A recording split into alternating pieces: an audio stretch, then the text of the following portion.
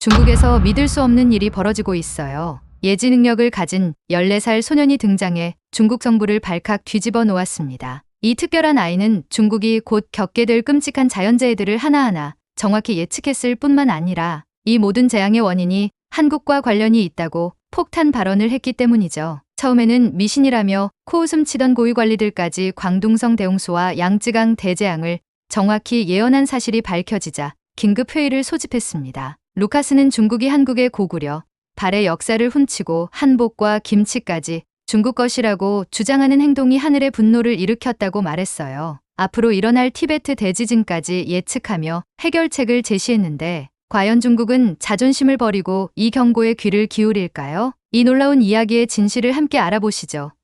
여러분의 응원은 저에게 큰 힘이 됩니다. 영상 시작 전에 딱 1초만요. 좋아요와 구독 꼭 부탁드립니다. 안녕하세요. 저는 중국과 한국 관계에 정통한 국제 역사 분석가 알렉산더 나이트입니다. 저는 중국인이 아닙니다. 다른 나라에서 와서 중국 정부의 자문역으로 일하고 있어요. 제 연한 갈색 머리와 파란 눈은 동료들과 다른 모습이지만 저는 제 일을 잘하고 있습니다. 고위 관리들이 미래에 관한 결정을 내리는 것을 도와주는 일을 하고 있죠. 베이징의 높은 유리 건물에서 일하고 있습니다. 제 사무실에서는 도시가 보이지만 그 경치를 즐길 시간이 거의 없어요. 제 상사인 그레고리 장은 보고서와 회의로 저를 바쁘게 만듭니다. 그레고리는 진지한 사람으로 그의 정장에는 주름 하나 없고 머리카락 한 올도 흐트러짐이 없습니다. 그는 거의 웃지 않고 옛 방식대로 일하는 것을 믿습니다. 그레고리는 거의 매일 미국과의 무역 전쟁이 가장 중요하다고 말하면서 우리는 큰 나라들에 집중해야 한다고 강조합니다. 직장에서 유일한 친구는 레이 강이에요. 레이는 부드럽게 말하고 조심스럽게 움직이는데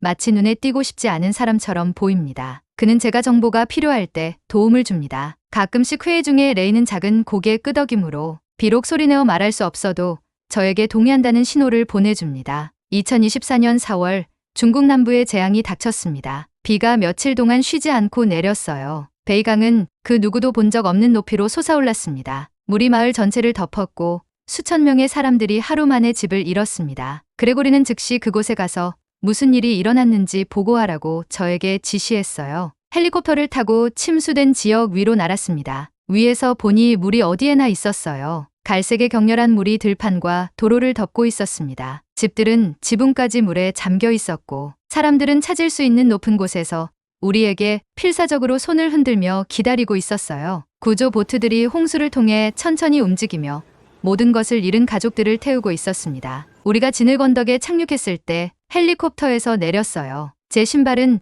젖은 땅으로 가라앉았습니다. 공기는 젖은 흙과 두려움의 냄새가 났어요. 근처에서 구조요원들이 노부부를 보트에서 도와주고 있었습니다. 노인은 마치 금보다 더 귀중한 것처럼 사진첩을 가슴에 꼭 안고 있었어요. 그는 중국어로 60년간의 추억이 여기 있다며 자신들의 삶 전체가 이 안에 담겨 있다고 말했습니다. 그의 손은 떨리고 있었어요. 제 목이 메었습니다. 이것은 단순한 홍수가 아니었어요. 이것은 사람들의 전체 삶이 씻겨 내려가는 것이었습니다. 구조 캠프에서 저는 플라스틱 의자에 혼자 앉아있는 어린 소년을 보았어요. 그의 옷은 여전히 축축했습니다. 그는 울고 있지 않았지만 그의 눈은 마치 모든 행복이 빠져나간 것처럼 공허해 보였어요. 저는 구조요원에게 그의 부모님이 어디 있는지 물었습니다. 구조요원은 작은 목소리로 아직 실종 상태라고 말했어요. 그 아이는 우리가 발견한 이후로 한마디도 하지 않았다고 합니다. 그날 밤 베이징으로 돌아가는 비행기에서 제가 본 것들을 계속 생각했습니다. 이것은 단순한 기상 이변이 아니었어요. 뭔가 이상한 느낌이 들었습니다. 마치 이 홍수가 더 나쁜 일이 올 것이라는 경고 같았어요. 깊은 내면에서 저는 이러한 재난들이 더 큰 무언가와 연결되어 있다고 느꼈습니다. 특히 중국이 이웃 국가들, 특히 한국을 대하는 방식과 관련이 있는 것 같았어요. 왜 이렇게 생각하는지 몰랐지만 그 느낌은 마치 떨쳐낼 수 없는 그림자처럼 저와 함께 남아 있었습니다. 중국 정부 자문역으로서 제 역할의 중요성을 매일 느끼고 있습니다. 국가 간의 관계와 자연재해가 어떻게 연결되어 있는지 이해하는 것이 저의 임무이지만 이상과 현실 사이에는 큰 차이가 있어요. 이상적으로는 모든 나라가 협력하여 기후변화와 같은 글로벌 위기에 대응해야 하지만 현실에서는 정치적 이해관계와 오래된 갈등이 그러한 협력을 어렵게 만듭니다. 제가 본 그 홍수와 그 소년의 공허한 눈빛은 우리가 더 나은 세상을 만들기 위해 얼마나 많은 일을 해야 하는지 상기시켜 주었습니다. 제가 홍수 지역에서 돌아온 지 일주일 후에 루카스 맹에 대해 들었습니다. 레이가 아무도 보지 않을 때 제 책상 위에 얇은 폴더를 살짝 올려놓았어요. 레이는 이것을 읽어보라며 작은 목소리로 말했습니다. 제가 본 것을 설명해 줄 수도 있을 거라고 했어요. 폴더 안에는 베이징 외곽의 영재교육센터라는 곳에 살고 있는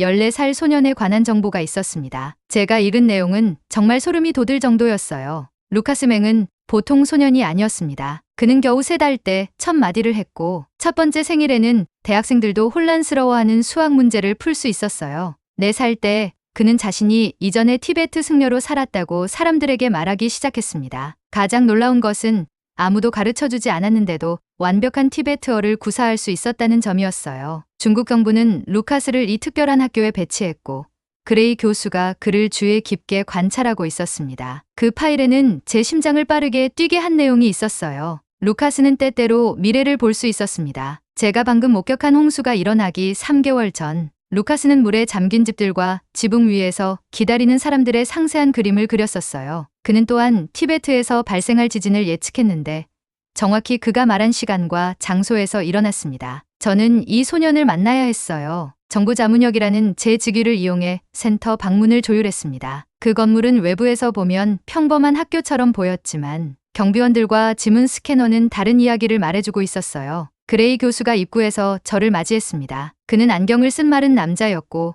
그의 손은 신경질적으로 계속 움직이고 있었어요. 그레이 교수는 환영한다며 어깨 너머를 확인했습니다. 루카스가 저를 만나기를 기대하고 있다고 했어요. 우리는 밝은 복도를 통과해 키 큰 나무와 돌 벤치가 있는 정원으로 걸어갔습니다. 한 소년이 노트북에 그림을 그리며 혼자 앉아 있었어요. 그의 얼굴은 차분했지만 눈은 늙어 보였습니다. 14살보다 훨씬 더 늙어 보였어요. 그레이 교수가 루카스를 부르며 정부에서 온 나이트 씨라고 소개했습니다. 루카스는 저를 올려다보며 제가 홍수를 봤다고 단순히 말했어요. 차가운 감각이 제 몸 전체로 퍼졌습니다. 저는 홍수 현장에서의 개인적인 감정에 대해 아무에게도 말한 적이 없었어요. 제가 그곳에 있었던 것을 어떻게 알았냐고 물었습니다. 루카스는 자신이 여러 것들을 본다며 노트북을 닫았어요. 그는 저를 헬리콥터에서 물을 내려다보는 모습과 공허한 눈을 가진 소년을 보았다고 했습니다. 저는 갑자기 다리가 약해져 그의 옆에 앉았습니다. 루카스에게 또 무엇을 보는지 물었어요. 루카스는 더 큰 재앙들이 올 것이라고 차분하지만 진지한 목소리로 말했습니다. 다음 달에 양쯔강이 범람할 것이고 많은 도시들이 물에 잠길 것이며 그 후에는 티베트를 심하게 흔들 끔찍한 지진이 발생할 것이라고 했어요. 제가 왜 이런 일이 일어나고 있는지 물었습니다. 루카스는 제 눈을 똑바로 쳐다보며 중국이 오랫동안 한국에 불공정했다고 말했어요. 우리가 그들의 역사를 우리 것으로 주장하려 했고 그들의 전통 의상과 음식이 우리에게 속한다고 말했다면서 하늘이 이러한 재앙들을 경고로 보내고 있다고 했습니다. 그레이 교수는 불편하게 몸을 움직이며 이것들은 단지 이론일 뿐이라고 말했어요. 하지만 루카스는 계속해서 중국이 한국에게 사과하고 실수를 고치지 않으면 재앙은 더 악화될 것이며 더 많은 사람들이 죽을 것이라고 말했습니다. 저는 이것을 상상력으로 치부하고 싶었지만 내면 깊은 곳에서 루카스가 옳다고 말해주는 무언가가 있었어요. 홍수 현장에서 제가 느꼈던 이상한 감정이 이제 이해가 되었습니다. 중국이 한국을 대하는 방식과 이런 자연재해들 사이에는 연관성이 있었어요. 센터를 떠났을 때 제 마음은 빠르게 달리고 있었습니다. 어떻게 그레고리와 다른 관리들이 듣도록 설득할 수 있을까요? 그들은 제가 미쳤다고 생각할 거예요. 하지만 루카스가 옳다면 수천 명의 생명이 위태로웠습니다. 저는 시도해봐야 했어요. 정부 자문역으로서 제 역할은 때로는 불편한 진실을 직면하고 전달하는 것입니다. 상상을 초월하는 예지력을 가진 소년의 이야기는 믿기 어렵지만 저는 매일 증거와 사실을 기반으로 결정을 내리는 일을 합니다. 이상적으로는 모든 관료들이 열린 마음으로 모든 가능성을 고려해야 하지만 현실은 많은 사람들이 자신의 세계관에 맞지 않는 정보를 무시한다는 거예요. 루카스의 예언이 사실이라면 우리는 정치적 고려사항을 넘어서 행동해야 합니다. 하지만 그런 주장을 가지고 높은 자리에 있는 사람들을 설득하는 것은 저에게 주어진 가장 어려운 도전이 될 것 같습니다. 저는 거대한 회의실 앞에 긴장된 모습으로 서 있었습니다. 제 주변으로는 제 상사인 그레고리 장을 포함한 20명의 중국 고위 관리들이 앉아 있었어요. 저는 제가 목격한 홍수와 루카스 맹의 예측에 관한 상세한 보고서를 준비했습니다. 제가 광둥성의 홍수로 200개 이상의 마을이 파괴되고 5만 명 이상의 사람들이 삶의 터전을 잃었다고 설명하기 시작했어요. 그리고 제 뒤에 있는 큰 화면의 사진들을 보여주며 이것은 단지 시작일 뿐이라고 말했습니다. 루카스 맹이 몇 달 전에 이 홍수를 예측했던 방법과 지금 그 소년이 양쯔강 지역에 훨씬 더 큰 재앙이 올 것이라고 경고하고 있다는 것을 설명했어요. 그 소년은 이러한 재앙들이 중국의 한국에 대한 역사적 태도와 연관되어 있다고 믿는다고요. 특히 고구려와 발해 같은 고대 왕국들에 관해 중국이 한국 역사를 자기 것으로 주장하려 했다고 말했다고 설명했어요. 그러자 그레고리 장의 얼굴이 분노로 붉어졌습니다. 그는 이것은 말도 안 된다며 손을 테이블에 세게 내리쳤어요. 우리가 한국 역사를 어떻게 보느냐 때문에 홍수와 지진이 일어난다는 걸 믿으라는 거냐며 화를 냈습니다. 그는 미국과의 무역 전쟁, 경제적 도전 같은 실제 문제들을 해결해야 하며 한국에 관한 미신에 시간을 낭비할 수 없다고 했어요. 다른 관리들도 동의하며 고개를 끄덕였습니다. 그중 한 명, 두꺼운 안경을 쓴 나이 든 남자가 말했어요. 한국은 작은 나라이니 그들이 무슨 생각을 하든 왜 신경 써야 하느냐며 어차피 그들의 문화는 우리 것에서 빌려간 것이라고 했습니다. 저는 깊은 숨을 들이마셨어요. 제가 위험한 영역에 있다는 것을 알았지만 계속해야 했습니다. 정중하게 말씀드리자면 이 문제를 신중하게 연구했다고 말했어요. 한복과 김치 같은 한국 전통은 그들만의 고유한 역사를 가지고 있다고 설명했습니다. 그것들을 중국 것으로 주장하거나 고대 한국 왕국에 관한 역사를 다시 쓰면서 우리는 이웃 국가에게 깊은 상처를 주었다고 말했어요. 회의실은 분노한 목소리들로 가득 찼습니다. 일부 관리들은 저를 비웃었고 다른 이들은 제가 중국 역사에 대해 그들에게 강의할 권리가 없다고 소리쳤어요. 구석에서 저는 제 친구 레이 강이 동정적인 눈으로 저를 바라보는 것을 보았지만 레이는 아무 말도 하지 않았습니다. 그는 공개적으로 저를 지지함으로써 자신의 일자리를 위험에 빠뜨릴 수 없었어요. 그레고리 장은 홍수와 지진은 단지 자연재해일 뿐이라며 무시하듯 말했습니다. 그것들은 한국이나 역사 또는 이런 말도 안 되는 것들과 아무 관련이 없다고 했어요. 그는 제가 활발한 상상력을 가진 아이의 말을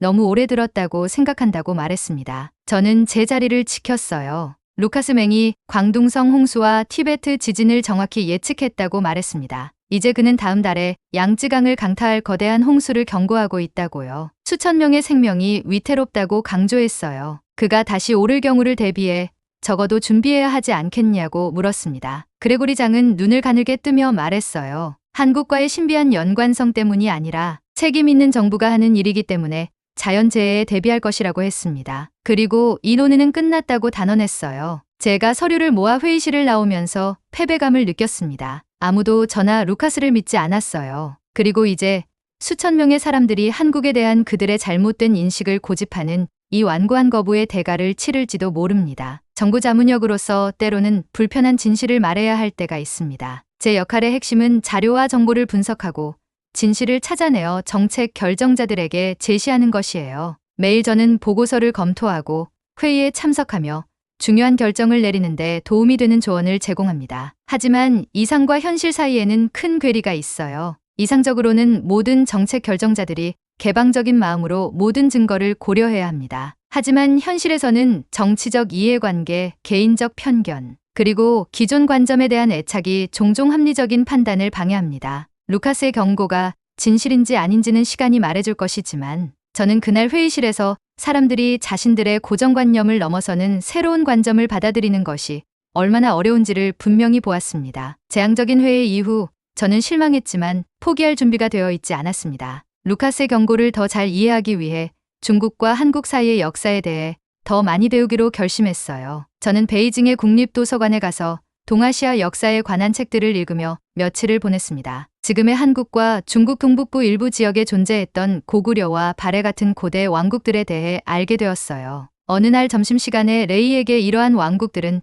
문화와 언어적으로 한독적이었다고 말했습니다. 하지만 중국의 동북공정은 이들을 중국 왕국으로 주장하고 있다고 이야기했어요. 이것은 마치 역사의 어느 시점에 국경이 겹쳤다고 해서 프랑스가 사실은 독일의 일부였다고 말하는 것과 같다고 설명했습니다. 레이는 긴장된 표정이었지만 약간 고개를 끄덕였어요. 그는 중국 밖에 많은 역사학자들이 저와 동의한다고 작은 목소리로 말했습니다. 하지만 이것을 공개적으로 말하는 것은 어렵다고 덧붙였어요. 저는 또한 한복 한국 전통 의상과 김치 발효 채소 같은 한국 전통 물품들에 대해서도 연구했습니다. 최근 몇 년 동안 일부 중국 매체들이 이것들이 원래 중국 것이라고 주장해서 한국의 분노를 일으켰다는 것을 발견했어요. 레이에게 이것은 누군가가 피자가 이탈리아가 아닌 프랑스에서 발명되었다고 주장하는 것과 같다고 설명했습니다. 사람들은 자신들의 문화유산이 빼앗길 때 화가 난다고 말했어요. 레이는 그 주말에 자신의 집으로 저를 저녁 식사에 초대하며 저를 놀라게 했습니다. 제가 도착했을 때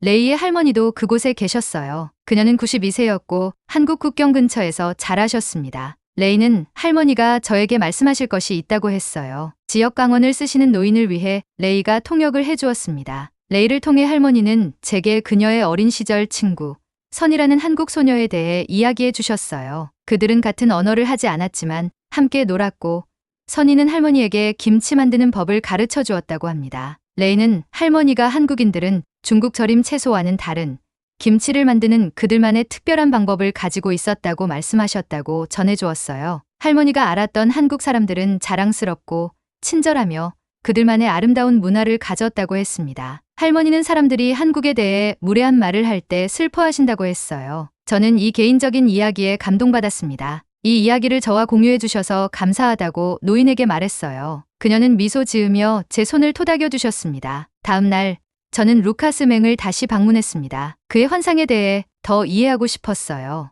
루카스는 자연재해들은 경고라고 차분히 설명했습니다. 자연은 우리가 완전히 이해하지 못하는 방식으로 인간의 행동과 연결되어 있다고 했어요. 중국과 같은 강력한 국가가 이웃을 무시하고 그들의 역사와 문화를 빼앗으려고 할 때 그것은 불균형을 만든다고 말했습니다. 제가 왜 역사적 의견 차이 때문에 홍수와 지진이 발생하는지 물었어요. 루카스는 신비롭게 미소 지었습니다. 그는 티베트 승려로서의 전생에서 세상의 모든 것이 연결되어 있다는 것을 이해했다고 했어요. 산, 강, 하늘, 그리고 인간의 행동들, 그것들은 모두 서로에게 영향을 준다고 말했습니다. 고대 중국인들도 이것을 이해했으며 천명이라고 불렀다고 했어요. 제가 역사책을 기억하며 정의로운 통치자에게 하늘이 주는 통치할 권리라고 고개를 끄덕였습니다. 루카스는 통치자가 부정의할 때 하늘이 지지를 철회하고 재난이 발생한다고 말했어요. 중국은 한국에 대한 실수를 인정하고 진정한 존중을 보여야 한다고 했습니다. 그래야만 재난이 멈출 것이라고 말했어요. 저는 깊은 생각에 잠긴 채 학교를 떠났습니다. 저는 과학을 믿는 현대적이고 교육받은 사람이었어요. 그럼에도 불구하고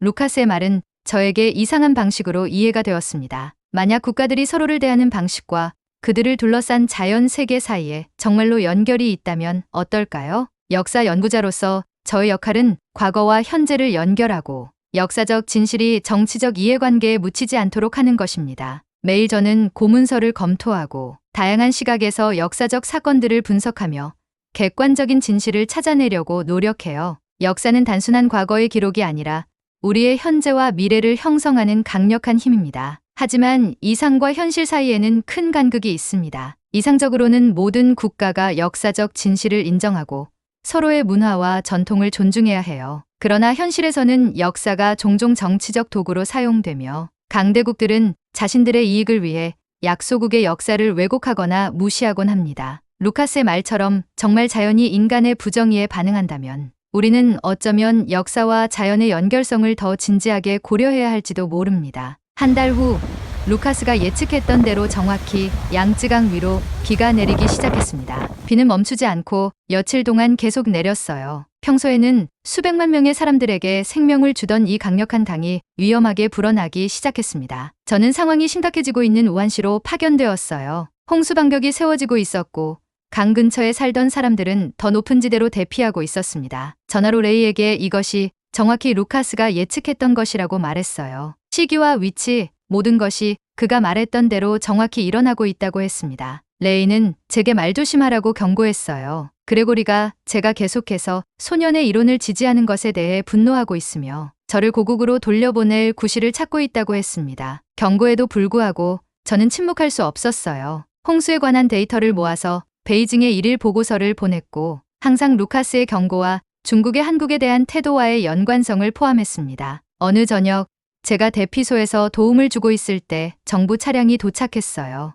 놀랍게도 그레고리 장이 피곤하고 걱정스러운 표정으로 내렸습니다. 그레고리는 직접 상황을 보기 위해 왔다고 딱딱하게 설명했어요. 저는 그레고리를 대피소 투어로 안내했습니다. 우리는 모여있는 가족들, 잃어버린 애완동물을 위해 우는 아이들, 약 가방을 꼭 쥐고 있는 노인들을 보았어요. 밖에서는 비가 계속 내리고 있었고 강은 더 높이 솟아올랐습니다. 그레고리는 여전히 이것이 한국에 대한 우리의 태도 때문에 일어난다고 생각하냐고 물었어요. 그의 목소리는 평소보다 자신감이 없었습니다. 저는 루카스가 말했던 것, 모든 것이 연결되어 있다는 것을 믿는다고 대답했어요. 그레고리에게 주변을 둘러보라고 했습니다. 이것은 보통 홍수가 아니라고요. 세상에 무언가 잘못되었고 아마도 루카스가 그것이 무엇인지 알고 있을지도 모른다고 말했습니다. 그날 밤 늦게 근처 마을의 홍수 방벽이 무너졌어요. 물이 거리로 흘러들어 차들을 쓸어가고 집 안으로 들이닥쳤습니다. 저와 그레고리는 구조 활동에 합류하여 사람들을 배에 태우고 더 높은 지대로 데려갔어요. 혼란 속에서 우리는 기숙사에 갇힌 한 젊은 한국인 교환학생을 발견했습니다. 그녀를 구출한 후 그녀는 우한에서 중국어를 공부하고 있었다고 말했어요. 그녀는 조심스러운 중국어로 중국 문화와 사람들을 사랑한다고 말했습니다. 하지만 중국 사람들이 한국 역사와 문화가 단지 중국의 복사본일 뿐이라고 말하는 것을 들을 때 가끔 아프다고 했어요. 우리는 우리만의 정체성과 이야기가 있다고 말했습니다. 그레고리는 조용히 듣고 있었고 응급요원들이 젊은 여성이 마른 옷과 쉴 곳을 찾도록 도와주는 것을 지켜보았어요. 그날 밤 임시 지휘센터에 앉아 있을 때 그레고리는 마침내 자신의 마음속에 있는 것에 대해 말했습니다. 그레고리는 조용히 소년이 옳다면 어떻게 될지 물었어요. 이러한 재앙들이 정말로 우리가 한국을 대한 방식과 연관이 있다면 어떨지 물었습니다. 그는 항상 중국을 우선시하고 우리의 이익과 체면을 보호하는 것을 믿어왔다고 했어요. 하지만 만약 그것이 이런 일을 일으키고 있다면 하며 주변의 재앙을 가리켰습니다. 저는 희망의 불꽃을 느꼈어요. 그레고리가 마침내 듣고 있었습니다. 저는 변화하기에 너무 늦은 때는 없다고 말했어요. 실수를 인정하고 상황을 바로잡으려고 노력하는 것이요. 그레고리는 천천히 고개를 끄덕였습니다. 그는 이것에 대해 생각해 봐야겠지만 먼저 구해야 할 사람들이 있다고 말했어요. 재난구호 활동가로서 저의 역할은 그 어떤 순간보다도 중요해졌습니다. 매일 저는 피해 상황을 평가하고 구조 작업을 조율하며 대피소에서 사람들을 돕고 있어요. 위기 상황에서 빠른 판단력과 인내심이 얼마나 중요한지 직접 체험하고 있습니다. 특히 서로 다른 문화와 배경을 가진 사람들이 함께 일할 때 상호 이해와 존중이 얼마나 중요한지 깨닫게 되었어요. 하지만 이상과 현실 사이의 괴리는 여전히 존재합니다. 이상적으로는 모든 나라가 서로의 역사와 문화를 존중하며 자연재해와 같은 위기 상황에서 국경을 초월한 협력이 이루어져야 합니다. 그러나 현실에서는 정치적 이해관계와 오래된 편견이 종종 이러한 협력을 방해해요. 그레고리처럼 생각을 바꾸는 사람들이 많아질수록 아마도 우리는 루카스가 말한 그 균형을 조금씩 회복해 나갈 수 있을 것입니다. 양쯔강 홍수는 중국이 50년 동안 겪은 최악의 자연재해였습니다. 10만 명이 넘는 사람들이 집을 잃었어요. 농경지는 파괴되었고 고대 사원들이 손상되었습니다. 하지만 조기 경보와 대피 덕분에 대부분의 사람들은 살아남았어요. 홍수가 시작된 지 2주 후 비가 마침내 그쳤습니다. 물은 천천히 빠지기 시작했고 진흙과 잔해 그리고 변화된 풍경을 남겼어요. 하지만 다른 것도 변했습니다. 바로 정부 사람들이 루카스 맹의 경고에 대해 생각하는 방식이었어요. 그레고리 장은 국무원 긴급회의를 소집했습니다. 이번에는 저를 무시하는 대신 루카스의 예측과 한국과의 연관성에 관한 모든 증거를 발표해달라고 요청했어요. 그레고리는 우리가 모든 가능성을 고려해야 한다고 말하며 회의실의 모든 사람들을 놀라게 했습니다. 심지어 우리의 전통적인 사고방식에 도전하는 것들까지도요. 저는 제가 배운 모든 것을 조심스럽게 설명했어요. 루카스가 광둥성 홍수와 양쯔강 재앙을 정확하게 예측했던 방법을 보여주었습니다. 중국과 한국 사이의 논쟁이 되는 역사와 한국 문화 항목들을 중국 것으로 주장하는 것이 어떻게 분노와 상처를 일으켰는지에 대한 연구 결과를 발표했어요. 마지막으로 루카스가 중국이 이러한 실수들을 인정하고 한국의 진정한 존중을 보여준다면 재해가 멈출 것이라고 믿는다고 결론지었습니다. 그가 예측하는 다음 재앙은 티베트에서의 큰 지진이며 방향을 바꾸기 위해 3주의 시간이 있다고 말했어요. 회의실은 조용했습니다. 그런 다음 모두의 놀라움 속에 한 노년의 관리가 일어섰어요. 그는 협의회의 가장 나이 든 구성원으로 그의 지혜로 존경받고 있었습니다. 그는 천천히 젊은 시절 그의 선생님이 진정으로 위대한 국가는 자신의 실수를 인정하는 것을 두려워하지 않는다고 말했다고 했어요. 작고 불안정한 나라들만이 모든 것을 자신의 것으로 주장해야 할 필요성을 느낀다고 했습니다. 아마도 이제 겸손함을 통해 우리의 위대함을 보여줄 때가 되었을지도 모른다고 말했어요. 그레고리는 고개를 끄덕였습니다. 그는 한국과 관련된 우리의 역사적 입장을 검토하기 위한 특별위원회를 구성할 것을 제안했어요. 또한 한국인들의 독특한 문화 유산을 인정하는 공식 성명을 준비해야 한다고 했습니다. 이후 3주 동안 중국은 놀라운 변화를 이루었어요. 교육부는 한국 역사를 더 정확하게 반영하도록 교과서를 수정했습니다. 박물관은 한국 유물을 잘못 중국 것으로 표시했던 전시물들을 변경했어요. 그리고 가장 중요하게는 중국 대통령이 한국의 역사적 왕국들과 문화적 전통에 대한 존중을 표현하는 공개 성명을 발표했습니다. 대통령은 우리 국가들이 지역을 공유하고 역사를 통해 서로 영향을 주고받았지만 우리는 한국 문명의 독특하고 가치 있는 공헌을 인정하고 존중한다고 말했어요. 이 성명은 전 세계에 방송되었습니다. 한국에서는 사람들이 이 예상치 못한 변화에 놀랐지만 기뻐했어요. 저는 이러한 발전에 대해 알려주기 위해 영재교육센터에 있는 루카스를 방문했습니다. 루카스에게 그가 옳았다고 말했어요. 정부가 한국에 대한 태도를 바꾸고 있다고요. 지진을 막기에 충분할지 묻자 루카스는 평화롭게 미소 지었습니다. 다음 주에 티베트에 가보면 알게 될 것이라고 했어요. 7일 후 저는 티베트의 수도 라사에서 긴장되게 기다리고 있었습니다. 루카스의 예측에 따르면 그날 큰 지진이 발생해야 했어요. 저는 만일을 대비해 그 지역의 여러 마을을 대피시키도록 당국을 설득했습니다. 하루가 시간별로 지나갔어요. 아침이 오후로 바뀌고 오후는 저녁으로 바뀌었습니다. 아무 일도 일어나지 않았어요. 지진도 없었고 재난도 없었습니다. 그날 밤 저는 그레고리에게 전화했어요. 그레고리에게 아무 일도 일어나지 않았다고 보고했습니다. 루카스가 예측한 지진이 오지 않았다고요. 그레고리는 그가 이번에는 틀렸군요라고 말하며 실망한 것처럼 들렸어요. 제가 아니면 그가 다른 모든 것에 대해 옳았을 수도 있다고 제안했습니다. 재난들, 우리가 한국을 대했던 방식과의 연관성, 그리고 그것들을 멈추기 위해 우리가 해야 할 일에 대해서요. 베이징으로 돌아온 후 저는 루카스를 한 번 더 방문했어요. 루카스에게 지진이 없었다고 말하자 그는 고개를 끄덕였습니다. 균형이 회복되고 있다고 했어요. 중국이 이웃 국가들에게 진정한 존중을 보이기 시작하고 있다고 했습니다. 이것은 긴 여정의 첫걸음일 뿐이지만 좋은 시작이라고 말했어요. 저는 그 놀라운 소년을 바라보았습니다. 이런 일이 일어날 것을 알고 있었는지 물었어요. 중국이 태도를 바꾸면 지진이 오지 않을 것이라는 것을요.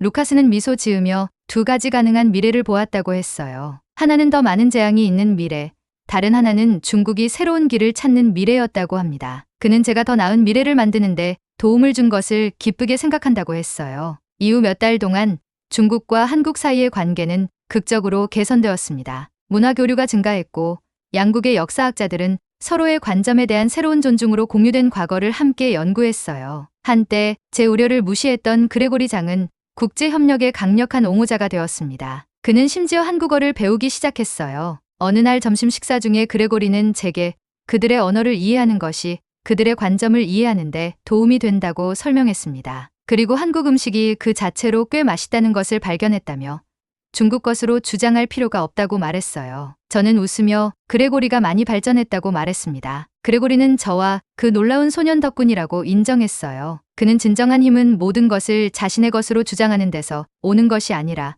다른 이들을 존중하고 자신이 틀렸을 때 인정하는 데서 온다고 말했습니다. 그것은 그와 같은 노인에게도 배울 가치가 있는 교훈이라고 했어요. 저 알렉산더 나이트는 중국 정부의 자문역으로서 일을 계속했지만 중국의 모든 이웃 국가들과의 긍정적인 관계 구축에 새로운 초점을 맞추었습니다. 종종 루카스의 말을 생각했어요. 세상의 모든 것은 연결되어 있다고요. 산, 강, 하늘, 그리고 인간의 행동들까지도요. 저는 우리가 다른 이들을 대하는 방식을 바꿈으로써 세상 자체를 바꿀 수 있다는 것을 깨달았습니다. 국제관계 자문역으로서 제 역할은 국가 간의 이해와 존중을 증진시키는 것입니다. 매일 저는 역사적 갈등, 문화적 차이, 그리고 국가 간 협력의 가능성을 연구해요. 루카스와의 경험을 통해 진정한 외교는 강한 주장보다는 경청과 인정에서 시작된다는 것을 배웠습니다. 이상과 현실 사이에는 여전히 간극이 있습니다. 이상적으로는 모든 국가가 역사적 진실을 인정하고 서로의 문화적 독창성을 존중하며 평화롭게 공존해야 해요. 그러나 현실에서는 국익과 자존심이 종종 이러한 이상을 방해합니다. 그럼에도 불구하고 저는 우리가 한 걸음씩 나아가고 있다고 믿습니다. 루카스가 보여준 것처럼 우리는 모두 연결되어 있으며 작은 변화들이 모여 세상을 바꿀 수 있어요. 저는 밤하늘의 별들을 바라보며 깊은 생각에 빠졌습니다. 한 어린 소년의 통찰력이 거대한 국가의 방향을 바꾸었다니 정말 믿기 어려운 일이지 않나요?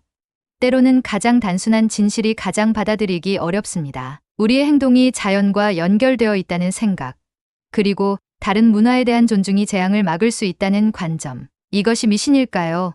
아니면 우리가 잊고 있던 오래된 지혜일까요? 제 여정을 되돌아보면 처음 홍수 현장에서 느낀 그 이상한 감각이 이제는 선명한 메시지로 다가옵니다. 우리가 다른 이들을 대하는 방식이 우리 자신에게도 돌아온다는 것을요. 여러분은 어떻게 생각하시나요?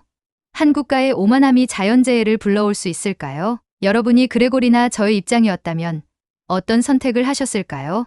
오늘 이야기를 듣고 어떤 생각이 드셨나요? 댓글로 여러분의 생각도 공유해 주세요. 더 많은 분들이 함께할수록 더욱 뜻깊은 이야기가 될 거예요. 한국을 사랑하는 여러분의 응원이 저에게 큰 힘이 됩니다. 오늘의 사연이 마음에 드셨다면 구독, 좋아요 꼭 부탁드려요.